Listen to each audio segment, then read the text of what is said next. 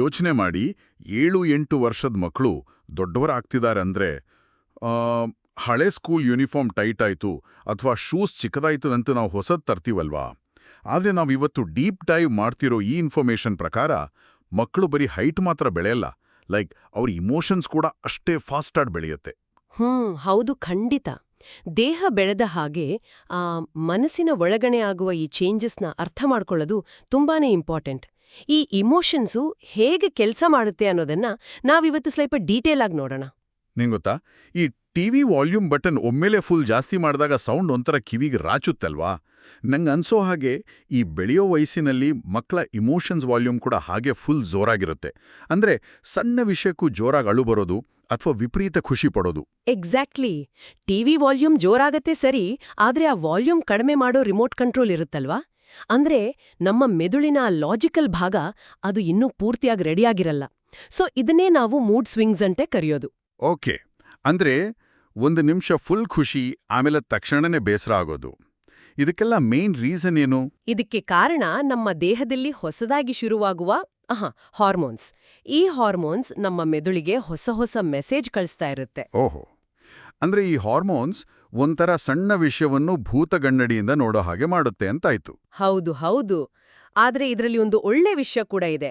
ಈ ಥರ ಚೇಂಜ್ ಆಗೋ ಎಮೋಷನ್ಸ್ ಮಕ್ಕಳಲ್ಲಿ ತುಂಬಾ ಹೊಸ ಪ್ರಶ್ನೆಗಳನ್ನ ಹುಟ್ಟಾಕುತ್ತೆ. ಆಕಾಶ ಯಾಕೆ ನೀಲಿಯಾಗಿದೆ, ಗಿಡಗಳು ಹೇಗೆ ಉಸಿರಾಡುತ್ತೆ, ಹೀಗೆ ಇದು ಏಕೆ ಹೀಗಿದೆ ಅನ್ನೋ ಪ್ರಶ್ನೆಗಳು ಶುರುವಾಗುತ್ತೆ. ಹಾಗಾಗಿನೇ ಅವರಲ್ಲಿ ಕ್ಯೂರಿಯಾಸಿಟಿ ಮತ್ತೆ ಇನೋವೇಷನ್ ಅಂದ್ರೆ ಹೊಸದನ್ನ ಕಂಡುಹಿಡಿಯೋ ಆಸಕ್ತಿ ಜಾಸ್ತಿ ಆಗುತ್ತೆ ಅಲ್ವಾ? ಖಂಡಿತ. ಅಷ್ಟೇ ಅಲ್ಲ, ನಮ್ಮ ಸುತ್ತಮುತ್ತ ಇರೋರ್ಗೆ ಹೆಲ್ಪ್ ಮಾಡಬೇಕು, ಪ್ರಾಣಿಗಳಿಗೆ ಊಟ ಹಾಕಬೇಕು ಅನ್ನೋ ಸಮಾಜ ಸೇವೆಯ ಇಂಟ್ರೆಸ್ಟ್ ಕೂಡ ಬರೋಕ್ ಶುರುವಾಗುತ್ತೆ. ಇದು ಅವರು ತಮ್ಮದೇ ಆದ ಒಂದು ಗುರುತು ಹುಡ್ಕೋ ಟೈಮ್. ಆದ್ರೆ ಇಷ್ಟು ಸ್ಟ್ರಾಂಗ್ ಆದ ಭಾವನೆಗಳಿದ್ದಾಗ ಒಂದೊಂದ್ಸಲ ಕರೆಕ್ಟ್ ಆದ ನಿರ್ಧಾರಗಳನ್ನ ತಗೊಳ್ಳೋದು, ಲೈಕ್ ಆ ಡಿಸಿಷನ್ ಮೇಕಿಂಗ್ ಕಷ್ಟ ಆಗಲ್ವಾ? ಹೌದು, ಕಷ್ಟ ಆಗುತ್ತೆ. ವಿಪರೀತ ಕೋಪ ಅಥವಾ ಖುಷಿಯಲ್ಲಿದ್ದಾಗ ನಮ್ಮ ಯೋಚನಾ ಶಕ್ತಿ ಸ್ವಲ್ಪ ಮಂಕಾಗುತ್ತೆ. ಕೋಪದಲ್ಲಿ ಫ್ರೆಂಡ್ಸ್ ಜೊತೆ ಜಗಳ ಮಾಡೋದು ಅಥವಾ ಆತುರದಲ್ಲಿ ಏನಾದ್ರೂ ಒಡೆದುಹಾಕೋದು ಆಗ್ಬೋದು. ಹಾಗಾದ್ರೆ ಇದಕ್ಕೆ ಪರಿಹಾರ ಏನು? ಆ ರಿಮೋಟ್ ಕಂಟ್ರೋಲ್ ಕೈಗೆ ಸಿಗೋವರೆಗೂ ಕಾಯ್ಬೇಕಾ ಅಂತ ಕೇಳ್ತಿದ್ದೀರಾ? ಇಲ್ಲ.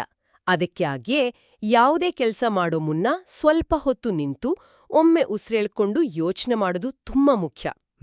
ಕರೆಕ್ಟ್. ಹಾಗಾದ್ರೆ ಈ ಅತಿಯಾದ ಎನರ್ಜಿನ ಸರಿಯಾದ ದಾರಿಯಲ್ಲಿ ಕೊಂಡೋಗಕ್ಕೆ, ಆ ಒಂದು ಒಳ್ಳೆ ಫ್ಲೋ ಕಂಡುಕೊಳ್ಳಕ್ಕೆ ನಾವೇನ್ ಮಾಡ್ಬೋದು? ಈ ಹೊಸ ಶಕ್ತಿನ ಸರಿಯಾಗಿ ಬಳಸೋಕೆ ನಮ್ಮತ್ರ 4 ದಾರಿಗಳಿವೆ. ಮೊದಲನೇದು ಫಿಸಿಕಲ್ ಸ್ಟ್ರಾಟಜೀಸ್, ಅಂದ್ರೆ ದೈಹಿಕ ಆಟಗಳು. ಸಂಜೆ ಆಚೆ ಹೋಗಿ ಕ್ರಿಕೆಟ್ ಆಡೋದು, ಕಬಡ್ಡಿ ಅಥವಾ ಈಜೋದು. ಆದ್ರೆ ಆಟ ಆಡೋದಕ್ಕೂ ನಮ್ಮ ಈ ಇಮೋಷನ್ಸ್ಗೂ ಏನ್ ಸಂಬಂಧ? ಒಳ್ಳೆ ಪ್ರಶ್ನೆ. ನಾವು ಆಟ ಆಡ್ದಾಗ, ಓಡ್ದಾಗ ನಮ್ಮ ದೇಹದಲ್ಲಿರೋ ಟೆನ್ಷನ್ ಕೊಡೋ ಹಾರ್ಮೋನ್ಸ್ ಬೆವರಿನ ಮೂಲಕ ಕರಗಿ ಹೋಗುತ್ತೆ. ದೇಹಕ್ಕೆ ಸುಸ್ತಾದ್ರೂ ಮೆದುಳಿಗೆ ಫುಲ್ ರಿಲ್ಯಾಕ್ಸ್ ಸಿಗುತ್ತೆ. ವಾವ್, ಆಟ ಆಡೋದ್ರಿಂದ ಇಷ್ಟೆಲ್ಲ ಸೈನ್ಸ್ ಇದೆಯಾ? ಸೂಪರ್. ಇನ್ನು ಎರಡನೇ ದಾರಿ ಯಾವುದು?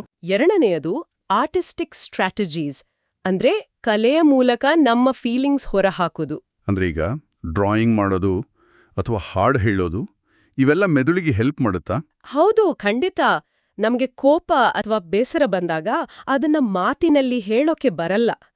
ಆಗ ಬಣ್ಣಗಳ ಮೂಲಕ ಚಿತ್ರ ಬಿಡಿಸಿದ್ರೆ ಅಥವಾ ಭರತನಾಟ್ಯದಂತಹ ಡ್ಯಾನ್ಸ್ ಮಾಡಿದ್ರೆ ಆ ಗೊಂದಲಗಳೆಲ್ಲ ಕ್ಲಿಯರ್ ಆಗುತ್ತೆ. Wow, nice. ಇದು ಮೆದುಳಿಗೆ ಕಷ್ಟಾದ ವಿಷಯಗಳನ್ನ ಪ್ರಾಸೆಸ್ ಮಾಡಕ್ಕೆ ಹೆಲ್ಪ್ ಮಾಡುತ್ತೆ ಅನ್ಸುತ್ತೆ. ಹಾಗಾದ್ರೆ ಮೂರನೇ ದಾರಿ ಮೆಂಟಲ್ ಸ್ಟ್ರಾಟಜಿ ಇರ್ಬೇಕಲ್ವಾ? ಎಕ್ಸಾಕ್ಟ್ಲಿ. ಮೆದುಳಿಗೆ ಕೆಲಸ ಕೊಡೋದು, ಚೆಸ್ ಆಡೋದು, ಹೊಸದಾಗಿ ಕೋಡಿಂಗ್ ಕಲಿಯೋದು ಅಥವಾ ಸುಡೋಕು, ಪದಬಂಧ ಬಿಡಿಸೋದು. ಓಕೆ, ಈ ಬ್ರೈನ್ ಜಿಮ್ ಆಕ್ಟಿವಿಟೀಸ್ ಮಾಡೋದ್ರಿಂದ ನಮ್ಮ ಮೆದುಳಿನ ಲಾಜಿಕಲ್ ಭಾಗ ಸ್ಟ್ರಾಂಗ್ ಇರುತ್ತಲ್ವಾ? ಆ ವಾಲ್ಯೂಮ್ ರಿಮೋಟ್ ಬೇಗ ರೆಡಿ ಆಗತ್ತೆ ಅಂತ ಅರ್ಥ? ಕರೆಕ್ಟಾಗಿ ಹೇಳ್ರಿ. ಇನ್ನು ಕೊನೆಯದಾಗಿ ಸೋಷಿಯಲ್ ಸ್ಟ್ರಾಟಜೀಸ್. ನಾವೆಲ್ಲರೂ ಸಮಾಜದ ಒಂದು ಭಾಗ ಅಲ್ವಾ? ಅಂದ್ರೆ ನೆರೆಹೊರೆಯವ್ರ ಜೊತೆ ಸೇರಿ ಪಾರ್ಕ್ ಕ್ಲೀನ್ ಮಾಡೋದು ಅಥವಾ ಹುಟ್ಟುಹಬ್ಬದ ದಿನ ಗಿಡ ನೆಡೋದು, ಈ ತರದ ಕೆಲಸಗಳು.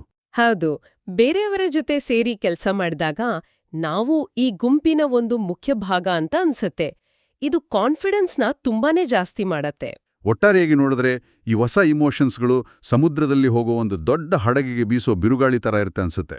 ಹೌದು, ಆ ಗಾಳಿ ಜೋರಾಗಿ ಬೀಸ್ತಿದೆ ಅಂತ ಹೆದ್ರೋ ಬದಲು ಹಡಗಿನ ಪಟನ ಸರಿಯಾಗಿ ತಿರುಗಿಸಿ ಗಾಳಿಯ ದಿಕ್ಕಿಗೆ ಹೊಂದಿಸಿದ್ರೆ ನಾವು ಅಂದ್ಕೊಂಡ ಗುರಿ ಆರಾಮಾಗಿ ತಲುಪೋದು.